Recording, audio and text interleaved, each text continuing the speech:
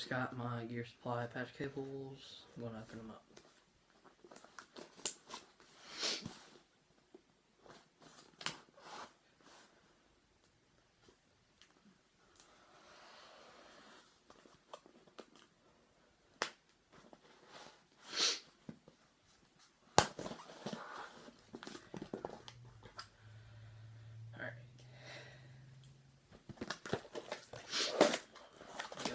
Sticker.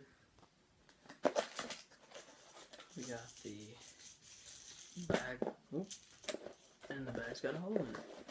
Isn't that nice? And the actual cord. And this cord, pretty long.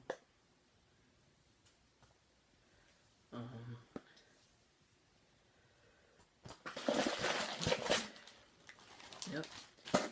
And the way that you do this is, see the set screw right there? You back the set screw out. Not all the way, it's not necessary. And then you take your cord, push it in there where it connects, and then you just tighten it up. So, yep, there it is.